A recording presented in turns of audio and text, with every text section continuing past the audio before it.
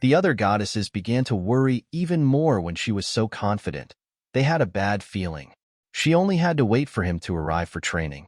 She had already prepared everything, even the toys. But the most important thing was a safe place in the abyss. While Yansung was trying to train, he noticed something strange nearby. It looked very dangerous, and he thought that this was the first test from the goddess. He believed that it was impossible to become stronger and always be safe. If this test was really prepared by the goddess, then there was definitely a meaning in it. He had a feeling as if his body was tearing apart, but he had to endure it. You can become stronger only by overcoming pain and difficulties. This is the idea of the universe. After a powerful magical storm swept through, the illusion magic that covered the goddess's territory dissipated. But before Yansung could understand it, the magical storm started again.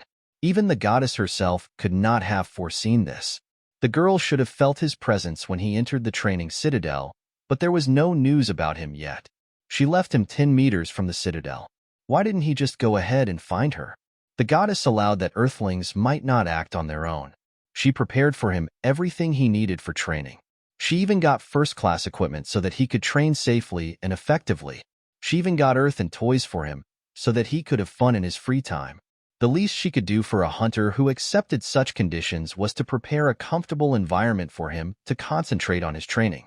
Her assistant arrived after inspecting the perimeter of the citadel, but was still unable to find the person she was talking about. She was confused because she knew exactly where she was sending Yansung. Angel guessed that such a storm could throw him far from the citadel. The goddess ordered to find him under any conditions and bring him to her. They couldn't just leave him to wander in the abyss. He needed to be saved. Even the constellations were able to assimilate only a part of this world, and it was simply impossible to find a person who was thrown by a magical storm. The strong flow of mana could simply destroy his body. Yansung felt like he was in the deep sea, although he had never been there. The magical power of high concentration circulated due to breathing. The magical power improved his body. His bones and muscles were strengthened, and his potential also increased. He spent 2 weeks in this stream, after which one of 2 outcomes awaited him. Either his body would break, or he would become stronger and stronger. He landed on the ground after such a long journey. He thought that the first training session had ended successfully. The place to which the magical storm transported Yansung was an empty corner of the abyss, not owned by any constellation, and he believed that this was just a place where the next training would take place. A huge monster appeared in front of him, and he thought that the training consisted of defeating it. But the fact was that it looked like an A-rank monster. Yansung believed that the goddess was overestimating him. This did not upset him because he was sure that the goddess had planned everything clearly. Yansung had plenty of time, so he was ready to fight this monster. He struck first and hoped to inflict considerable damage, but there was no reaction at all from the monster. It didn't even move though he hit with all his might. It only angered the monster. He did not give up and continued to beat him. He decided to train until he could destroy him. After some time, as Yansung joined the clan of hunters, Yansungs received a bonus at the auction. It was a book about divine cosmic art. For them, these martial arts were difficult, and they wanted to sell it if no one wanted to take it for themselves. Yansung was the one who decided to try learning martial arts. He always liked to read. They gave him the book and said that he had strange tastes. Everyone knew that cultivation took a lot of time and was also difficult to learn. If mana is the vital part of a sorcerer, then ki is part of the abilities of a martial artist. Damage depends on the amount of ki. Therefore, someone who cultivated slowly was unpopular. Yansung was different. He had the opportunity to learn a different martial art. He was very fond of divine martial arts. There was no special way of cultivation in space art, but instead, there was something more effective. The first ability is Space Fist, the second ability is Moonwalk, and the third, at the end, is a signature kick. The point was that this energy saturated each blow and then returned back to the body. Repeating this process accumulates a small amount of ki, and each hit increases it. And if this training takes place endlessly, then he will become a master of martial arts. Of course, in theory, it is simple, but not everyone is capable of such training. Yansung thought he had no talent, but he was very wrong. He had a talent for enduring fatigue and making endless efforts. He continued to deliver the same blow to the monster. It was thanks to his talent that he was able to withstand 100 years of repeating the same thing. As a result, he learned the B+ skill, the internal destruction fist technique. He received a new level of divine cosmic art. Yansung's persistence helped him reach the level of an advanced martial artist and defeat the monster. He had become a bevel hunter, but he still believed that he had no talent. He mentioned Shikiri, the hunter who was able to become an A-level master. He was the only martial artist who was able to reach the A rank. He said he was at the level of a sorcerer with 6 circles. When reporters asked him if he planned to apply for a higher rank, the master always answered yes. He never rested on his laurels and hoped to reach S rank, but he ended up getting much more. Yansung was upset that at this rate, he would be able to reach Shakir's level in 1,000 years. While he was in thought, he was able to notice something next to him. A stone snake crawled up to him, which he destroyed. After Yansung had cultivated Qi for decades, she could no longer ignore the attacks he unleashed. She looked at him with tortured eyes, and he agreed to pardon her because he had chosen her as a mannequin when she was just going about her business. He felt a little strange, although it was a training ground and he could go wherever he wanted. The snake crept up from behind and sat on its head. He was grateful to her for that because walking across the abyss was very boring. Yansung once again heard the sound that haunted him 100 years ago when he first entered the abyss. It was a magical storm. He thought that it was a gift from the goddess that would send him to the next test. He tried to force the stone snake to come closer, but even the strongest monsters could die in this storm. However, she had no choice but to agree. After traveling in this storm, the snake fell to the ground, and he was happy that he could move so quickly in the abyss. After he got to an advanced level, he realized how incomparable this storm was. He filled his whole body with mana and made himself stronger, getting rid of fatigue. It was a perfect restoration of his whole body. Controlling such power requires really great strength. He considered the constellations invincible. The snake tried to explain to him with movements that he had misunderstood everything. He was very lucky that he did not die as soon as he was caught in the storm. If he had not thought that this was a test of the goddess, he would have been torn to pieces. Yansung wanted to find some food. Although he hadn't eaten in 100 years, he still wasn't hungry. The snake called him and offered to take a stone from her. It was from her body, technically her flesh, so he could eat it. Yansung took this piece of stone and immediately thought that it was revenge from the snake for using her as a pair for 100 years, but it seemed that she had no bad intentions. He thanked her but was forced to refuse. No matter how hungry he was, he refused to eat the snake that was helping him. They began to embrace, and he received a message that he had learned all about the stone snake. He also received martial insight based on the movements of the stone snake and the fist of the stone snake. It was now strong enough to punch through the ground and also flexible enough to float through the air. Master Yansung immediately decided to use the new stone snake fist technique. He wasn't going to stop using divine cosmic arts, but that wasn't bad either. He began to understand much more, having received a new level of martial arts. He was looking forward to the next training session. The next workout was related to water. He ordered Onyx to move back because he was made of stone and would soon drown. He sped up and dived into the water.